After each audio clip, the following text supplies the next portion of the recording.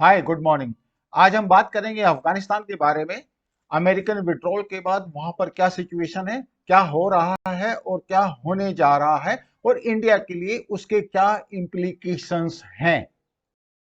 So before we proceed further, let us see the geography of Afghanistan. You know, they've got a border with Iran, they've got a border with Pakistan, which is very important for them. Then they have got the Tajikistan, Uzbekistan, and Turkmenistan. Now, Turkmenistan and Uzbekistan, they have got a very active Islamic insurgency, and that is what exactly is the cause of worry for them. Tajikistan too has got the Islamic militant movement, but right now it is subdued. The only apprehension which they have got right now is in case Taliban comes to power in Kabul, insurgency in their areas will take a boost, and that is what exactly is the worry of Russia also.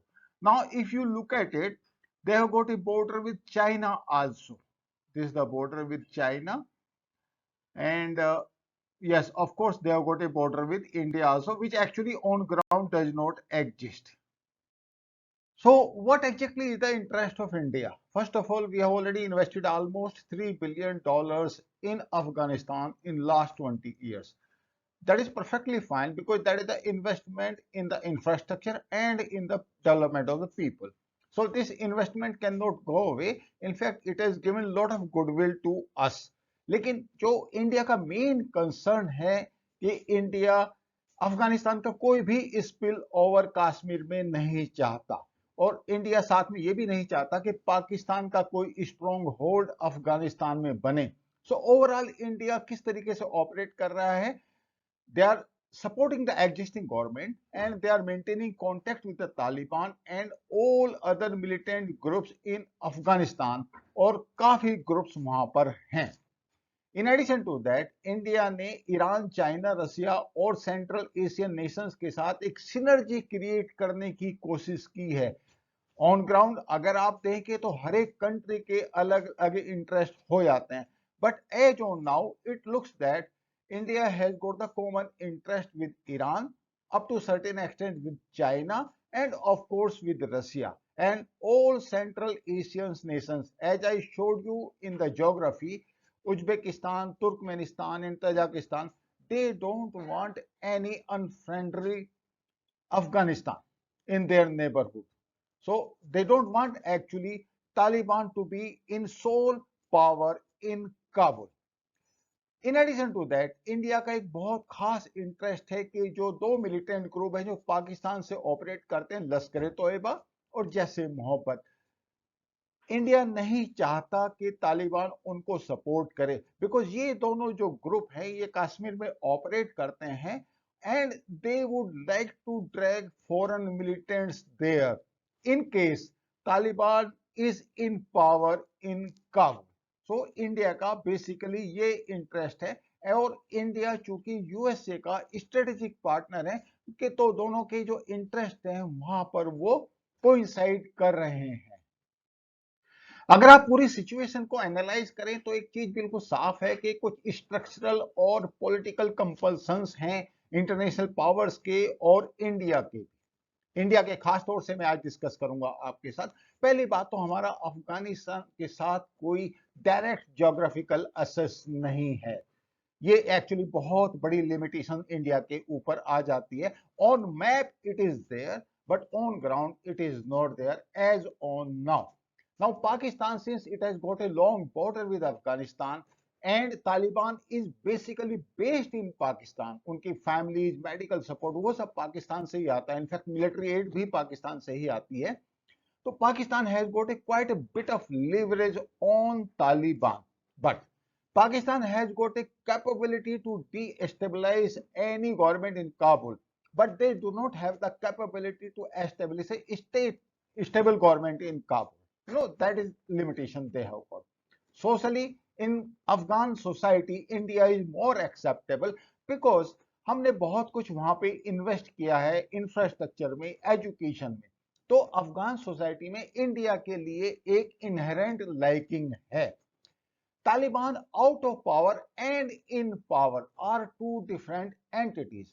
Because जब वो power में होते हैं तो उनकी जो families है और जो मेडिकल सपोर्ट है, जो मिलिटेंसी का सपोर्ट है, वो सब अफगानिस्तान के अंदर से आ जाता है और उनको पाकिस्तान के ऊपर डिपेंड नहीं करना पड़ता। But in case they are out of power, in that case they have to be dependent on Pakistan, जो कि उनके डिसीजन मेकिंग में एक लिमिटेशन देता है।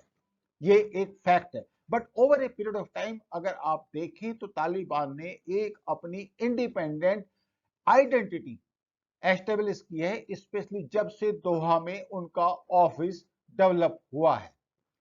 तालिबान डूरंड लाइन को एक्सेप्ट नहीं करता और ये पाकिस्तान और तालिबान के बीच में एक बहुत बड़ा इरिटेंट है। डूरंड लाइन की दोनों साइड में पश्तून्स हैं और तालिबान में जो बेसिक जो कंपोनेंट है वो पश्तून्स का ही है। और ग्रेटर पश्तून की डिमांड या ग्रेटर अफगानिस्तान की डिमांड एक पश्तून मूवमेंट का एक पार्ट है, जो कि पाकिस्तान के लिए फ्यूचर में एक खतरा बन सकता है और पाकिस्तान ये बात बहुत अच्छी तरह जानता है। इसलिए वो हमेशा इस कोशिश में रहता है कि तालिबान पर उसका जो एक स्ट्रॉन्ग हैंड है या उनकी जो डिसीजन मेकिंग कैपेबिलिटी को अफेक्ट करने की जो उनकी पावर है वो हमेशा बनी रहे, और इसीलिए वो उनको military wise, politically, diplomatically, economically हर तरीके से सपोर्ट करने की कोशिश करता है। Over a period of time India ने पाकिस्तान की इस कैपेबिलिटी को, यानी कि टेररिस्ट कश्मीर वैली के अंदर एक्सपोर्ट करने की कैपेबिलिटी को काफी हद तक न्यूट्रलाइज किया हुआ है with the help of technology and security grid, anti infiltration grid. अगर आप इस साल की फिगर को देखते हैं तो आपको साफ पता चल जाता है कि टोटल अगर आप देखें तो जुलाई के अंदर 4 फॉरेन मिलिटेंट वहां पर मारे गए हैं, उससे पहले जून में 1 और मई में 1, अप्रैल में 2। तो ओवरऑल टोटल 8 फॉरेन मिलिटेंट्स इस साल अभी तक मारे गए हैं, जो कि संख्या अच्छी खासी कम है। तो एलओसी पर काफी कुछ इंडियन आर्मी ने उसको सील किया है, but even then you can not outrightly say कि not a single foreign militant has come to Indian soil. अगर आप बॉर्डर को देखें जैसे कि आप इस पिक्चर में देख रहे हैं तो ऑब्वियसली ये नीलम वैली का फोटो है बेसिकली पाकिस्तान साइड से। तो आप देखिए कि काफी हद तक उन्होंने फेंसिंग को बड़ा सॉलिडिफाई किया है और पाकिस्तानी जो अटेम्प्ट्स हैं इसको क्रॉस करने के काफी हद तक न्यूट्रलाइज हुए हैं। एक्चुअली एक इलेक्ट्रॉनिक फेंस भी इसके साथ ही ऑपरेट करती है। इसके अलावा जो वेपन सिस्टम है इंडियन आर्मी के पास उसको काफी हद तक उन्होंने इंप्रूव किया है। नाइट विजन डिवाइसेस बहुत ज्यादा हैं, इलेक्ट्रॉनिक सर्वेलेंस बहुत ज्यादा है। तो तालिबान की या पाकिस्तान की वो कैपेबिलिटी कि वो कश्मीर में टेररिज्म को एक्सपोर्ट करें काफी हद तक अभी न्यूट्रलाइज्ड है। बट तालिबान ने एज ऑन नाउ एक स्टेटमेंट दिया है कि वो अगर पावर में आता है तो अफगानिस्तान की जो जमीन है वहां से कोई भी टेररिज्म या कोई फॉरेन मिलिटेंट ग्रुप उसको ऑपरेट नहीं करने देगा। ऑब्वियसली उनका ये स्टेटमेंट आज की डेट में है, कल को क्या होता है वो एक दूसरी ही सिचुएशन होती है। अमेरिकन विड्रोल के साथ एक बार को ऐसा लगा कि पूरा अफगानिस्तान तालिबान की गिरफ्त में आ जाएगा, बट ऑन ग्राउंड एक्चुअली ऐसी सिचुएशन नहीं है। तालिबान ने क्लेम किया कि उन्होंने 85% अफगानिस्तान पर कब्जा कर लिया, लेकिन ये जो कल का स्टेटमेंट है जनरल मार्क मिली का, इसका एक्चुअली कुछ और ही इंप्लीकेशन है। He is the chairman of US joint chief of staff और उनका कहना है कि 50% of country is with Taliban. That is a fact, but that is basically, hinterland. It's not that they have captured the big cities, big population centers, or provincial capital. As per him, not a single capital is with Taliban, not a single populated center is with Taliban. And Afghan army is consolidating in major centers. That is what he says. US aid is continuing. In fact, US has given 3 Black Hawk helicopter gunships to Afghan army day before yesterday only, which is a very big change because air power is going to make a big difference in the fight against Taliban. Taliban, as per him, has got the momentum, but again, you cannot predict that it is going to be a negative outcome only. US will continue to support from the Qatar basis. That is what is the assurance actually US has given through General Mark Milley. इस सारे game में जो सबसे बड़ा player है वो है Pakistan, and Pakistan दोनों तरफ से अपना गेम खेल रहा है. He is supporting USA also and he supporting Taliban also.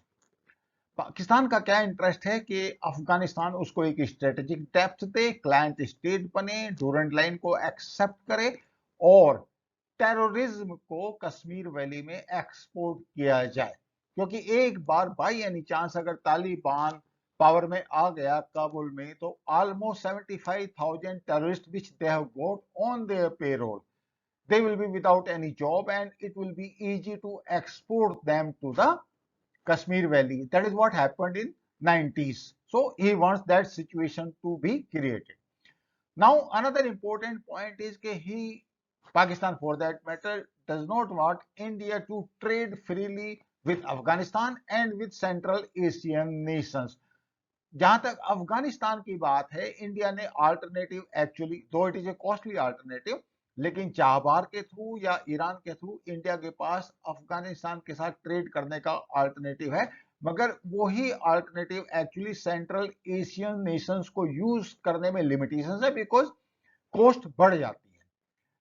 Last year India और अफगानिस्तान का जो टोटल ट्रेड है वो बहुत ही लिमिटेड $1.5 बिलियन का हुआ. That was through the air freight corridor. तो आप समझ सकते हैं कि कितनी लिमिटेशंस हैं. पाकिस्तान चाहता है कि अफगानिस्तान बीआरआई का पार्ट बने और चाइना की हेल्प करे और जो सेंट्रल एशियन नेशंस तक बीआरआई को लेके जाए. लेकिन ओवरऑल अगर आप देखें तो ऐसी सिचुएशन हो रखी है कि पाकिस्तान की जो जियो स्ट्रेटेजिक लोकेशन है, जो उसका सबसे बड़ा एडवांटेज है, वो एक्चुअली एक असेट है जो एक लायबिलिटी में कन्वर्ट होने जा रहा है. And reason is very simple, because India और बाकी सभी नेशंस ने अपने alternative route central Asian nations को या फिर अफगानिस्तान को डेवलप कर लिए हैं या फिर वो इस प्रोसेस में है. पाकिस्तान की अपने आप में इनहेरेंट लिमिटेशंस हैं. फाइनेंशियली बैंक रप्ट है, ट्रस्ट लेवल अपने पड़ोसी मुल्कों के साथ और सुपर पावर्स के साथ बहुत ही लिमिटेड है. और एक तरीके से अगर आप देखें, जो पाकिस्तान के स्ट्रेटेजिक थिंकर्स हैं वो इस बारे में बहुत वरीड हैं कि कहीं पाकिस्तान यूएसए और चाइना के बीच में ट्रैप होके न रह जाए. इसके अलावा तालिबान एक बार पावर में आते ही पाकिस्तान का लीवरेज उनके साथ बहुत लिमिटेड होने वाला है.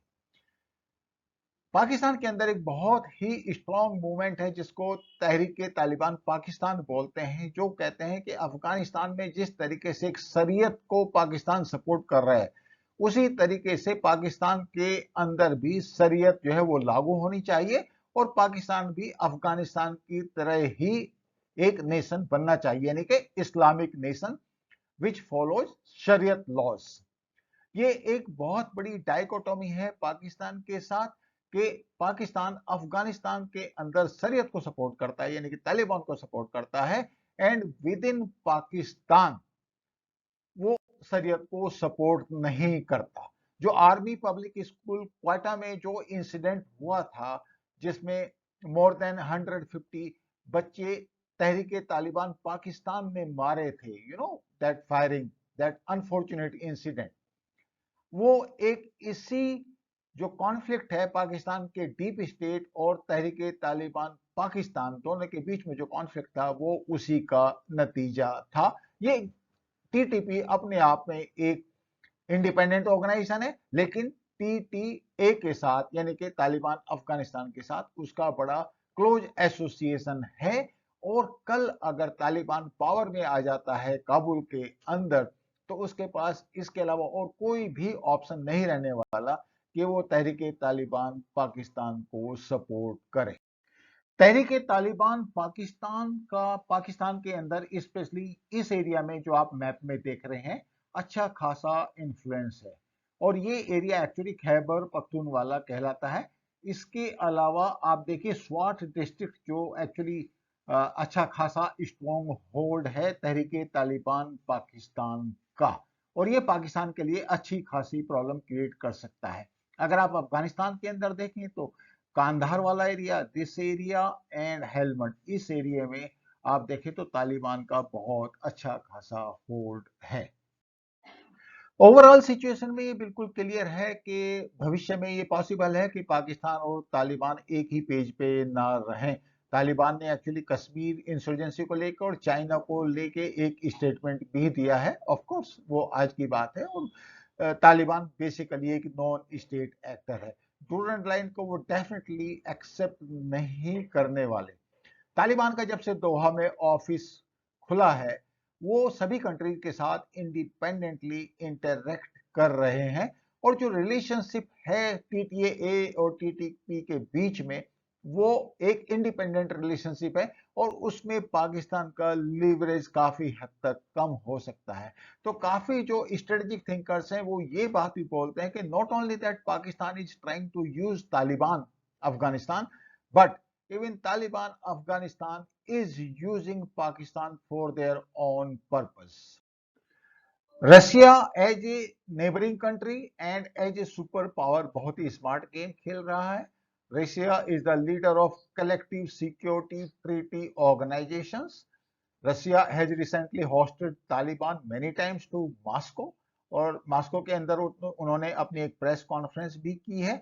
But as far as CSTO is concern, Russia has made it very clear that he would not like to destabilize the members of these security organizations, and of late, even as on today, Tajikistan के अंदर Russians military drills continue हो रही हैं। वो इसलिए कि जिससे तालिबान को एक मैसेज जाए कि Russia is very serious about the security of the members of CSTO, in spite of the fact that they are trying to maintain a close liaison with Taliban and Pakistan.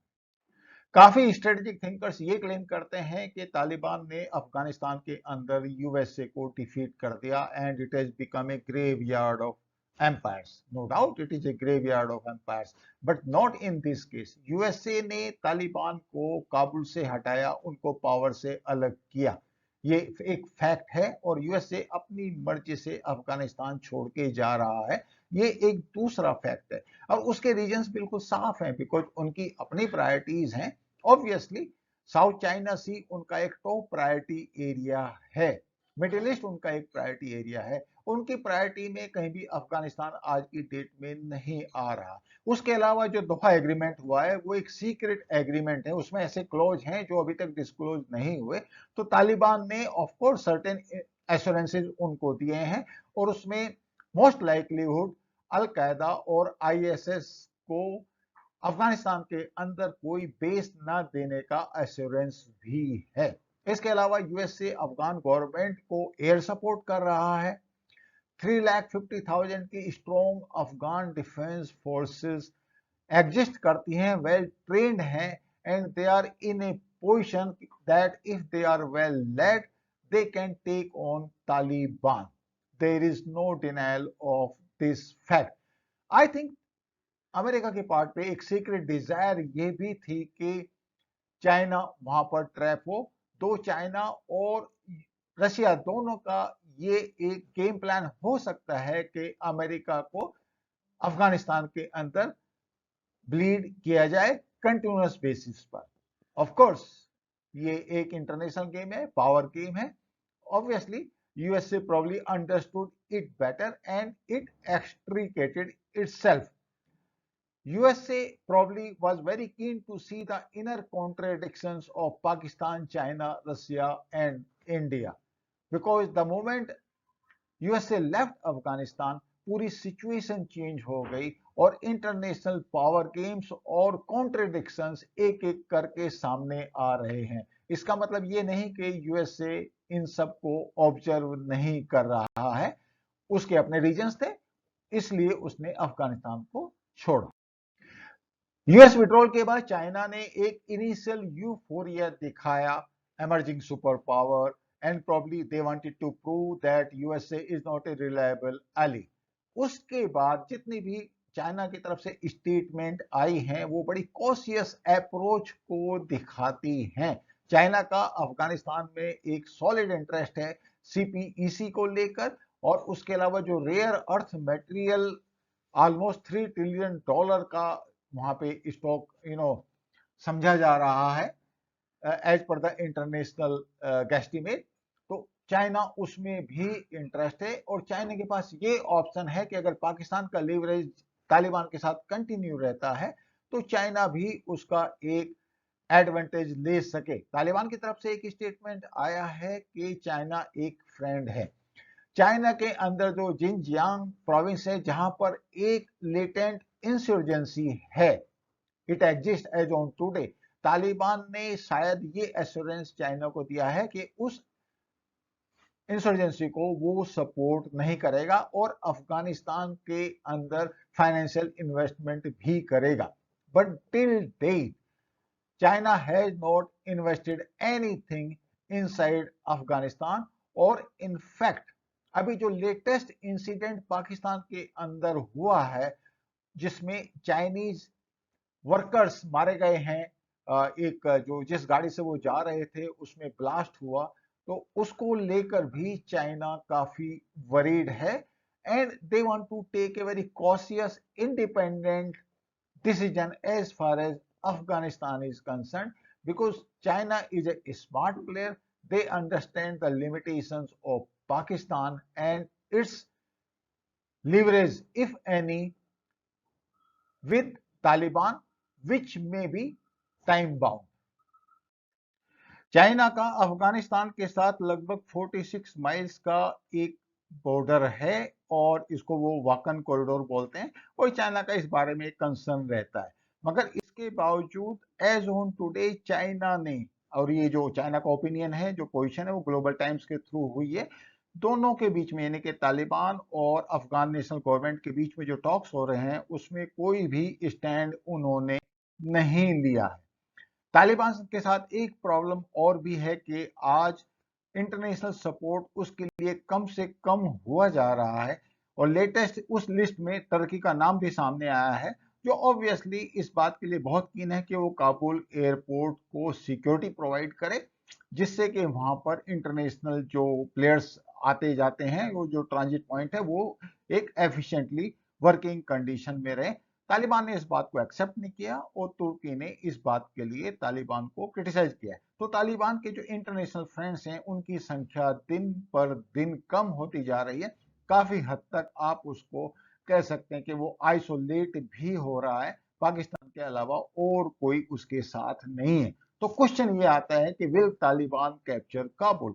Obviously as on today, they are in no position. The momentum which they gained in the initial month has gone away, and I'm sure because obviously over a period of time, Afghan Air Force and Afghan well-trained army, they are going to provide a very good resistance, and it is very unlikely that Taliban can overrun any big population center, any provincial capital, or Kabul for that matter. It is just not possible. There is a likely pushback from the international players like India, USA, Europe, Middle East. Taliban के पास जो military capability है पहले के comparison में कम है, और सबसे जो इंपॉर्टेंट पॉइंट है कि Taliban has got no support in the hinterland of Afghanistan.